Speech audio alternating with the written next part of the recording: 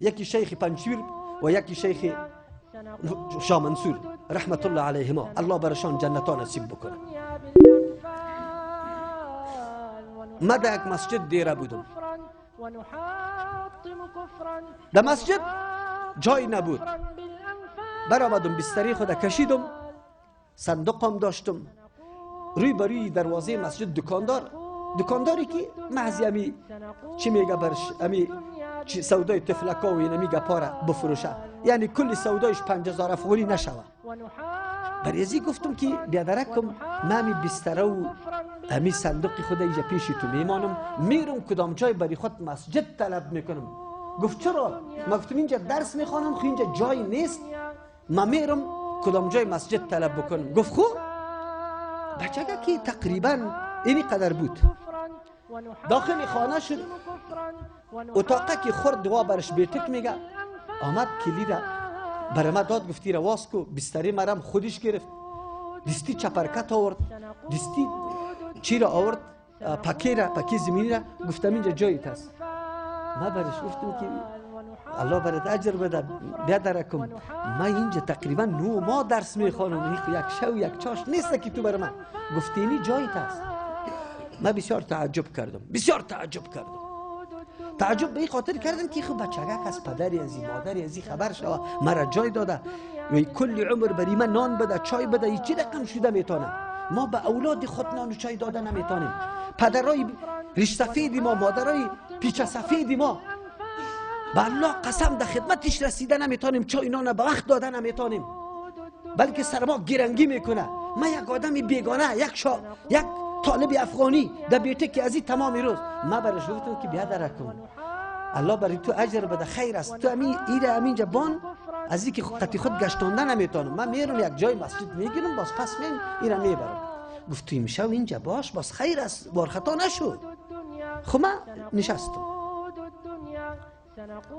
بیگاه برادری کلانش آمد برای من میگه که مولوی صاحب تو چی میکنی؟ من گفتم من اینجا درس میخوانم، خو اینجا در مسجد جای نیست. گفت اینی بیتک جایت است، یکی از اعضای فامیلی ما توستی، چیزی که ما میخوریم برای توم داده میتونیم، از تو کنه زاید خود تو طلب نمیکنیم. چیزی که بر الله قسم در خانه خود قدر نیافته، در پیش پدر و مادر قدر ولی سیاست آمد از پیشم سوال میکنه در مورد ترجمه، نتونستم جواب دادم. چرا؟ 40 سال در این مساجد 40 سال از لاسپیکر ترجمه قرآن کریم میشه، زنا مکمل ترجمه را یاد داشت، سوالای باریک و دقیق یاد داشت. 40 سال اگر این لاسپیکری با 40 سال سیاست مسئله دینه میشنوه و میفهمه میدانه، ولی ما کسی که قرآن ترجمه کنه وهابیست و کسی که قرآن ترجمه کنه کافر است. همینطور فتوا را در مجالس علمای ما داده. خیر شما بگوید که مسئولیت ما ادا شده، تکمیل شد.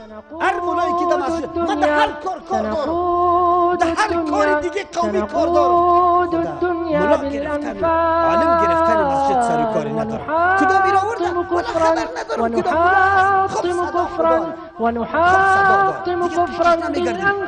صدا چی رقمی داره؟ قرآن درست میخوانه یا اینکه مطلق صدا خوشاوازی را یاد گرفته؟ کدام است؟ حالا ما گرفت که راست تانه بگوید